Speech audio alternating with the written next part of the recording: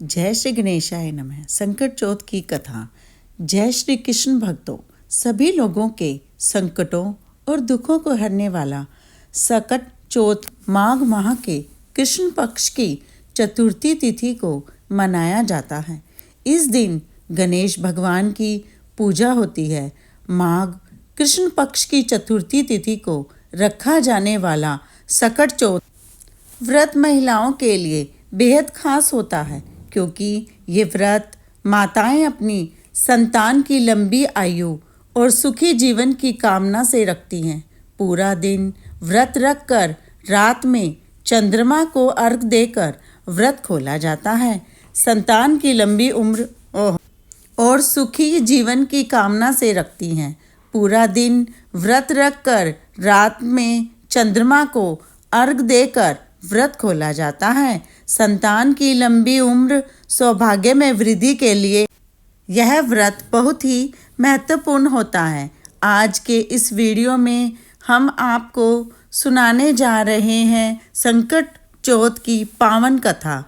चलिए जानते हैं इस साल संकट चौथ व्रत कब रखा जाएगा, इसका शुभ मुहूर्त क्या है। संकट चौथ को संकट चौथ, तिलकुट चौथ, माघी चौथ या वक्रतुंडी चौथ के नाम से भी जाना जाता है। इस साल संकट चौथ 17 जनवरी 2025 शुक्रवार को है। पंचांग के अनुसार माघ माह के कृष्ण पक्ष की चतुर्थी तिथि की शुरुआत 17 जनवरी को सुबह 4:06 पर हो रही है। वहीं इस तिथि का समापन 18 जनवरी को सुबह 5:30 पर होगा। ऐसे में 17 जनवरी को संकट चौथ का पर्व मनाया जाएगा। साल 2025 में संकट चौथ पर चंद्र उदय का समय रात 9:09 पर होगा। पंचांग के अनुसार संकट चौथ के दिन सुबह 5:34 से 6:21 तक ब्रह्म मुहूर्त रहेगा। वहीं सुबह 8:34 से लेकर सुबह 9:53 तक लाभ मुहूर्त रहेगा। सुबह 9:53 से 11:12 तक अमृत मुहूर्त रहेगा। इन शुभ मुहूर्त में पूजा करना शुभ माना गया है। पूजा पाठ करने के लिए या कुछ खास उपायों को करने के लिए विघ्नहर्ता भगवान गणेश से अपनी कोई मनोकामना पूर्ति की प्रार्थना के लिए अभिजीत मुहूर्त और अमृत काल का जो समय है वह बहुत ही उत्तम है। संकट चौथ के दिन शाम को पूजा करने के साथ ही जो भी भक्त सच्चे मन से भगवान श्री गणेश और संकट माता की कथा सुनता है या पढ़ता है, भगवान श्री गणेश और संकट माता सदा उनकी और उनके परिवारजनों की रक्षा करती हैं। संकट चौथ के दिन सबसे पहले भगवान गणेश जी की और माँ संकट की पूजा की जाती है। फिर संकट माता की व्रत कथा सुनी जाती है और उसके बाद भगवान श्री गणेश की कथा सुनी जाती है। इसके बाद व्रत पूर्ण हो जाता है। आइए सबसे पहले सुनते हैं संकट माता की कथा, फिर आप सुनेंगे।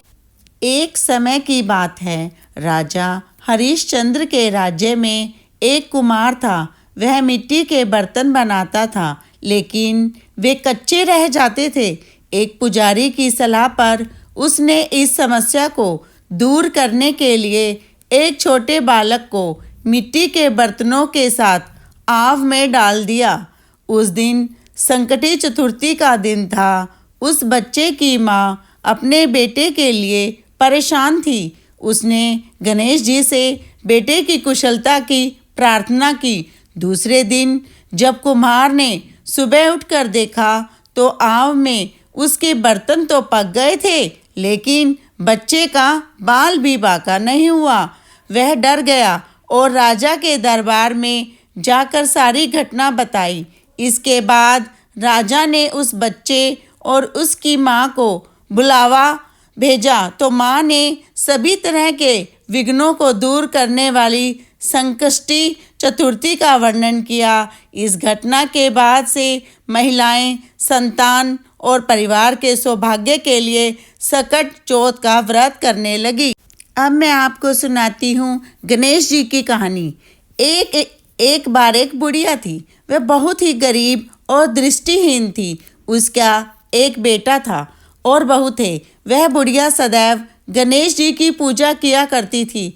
एक दिन गणेश जी प्रकट होकर उस बुढ़िया से बोले, बुढ़िया माँ, तू जो चाहे सो मांग ले।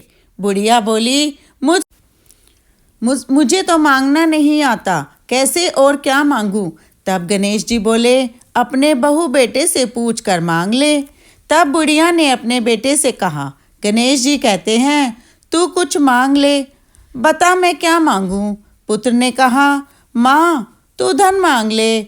बहू से पूछा तो बहू ने कहा, नाती मांग ले।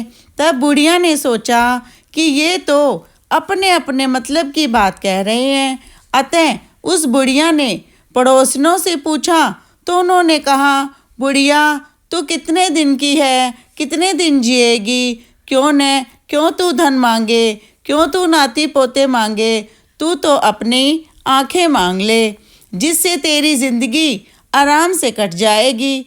इस पर बुढ़िया बोली, यदि आप प्रसन्न हैं तो मुझे 9 कौड़ी की माया दे, निरोग काया दे, अमर सुहाग दे, आँखों की रोशनी दे, नाती पोते दे और सब परिवार को सुख दे और अंत में मोक्ष दे। यह सुनकर तब गणेश जी बोले, बुढ़िया माँ, तुमने तो मुझे ठग लिया। फिर भी जो तूने मांगा वचन के अनुसार सब तुझे मिलेगा। और यह कहकर गणेश जी अंतर्ध्यान हो गए। उधर बुढ़िया माँ ने जो कुछ मांगा वह सब कुछ मिल गया।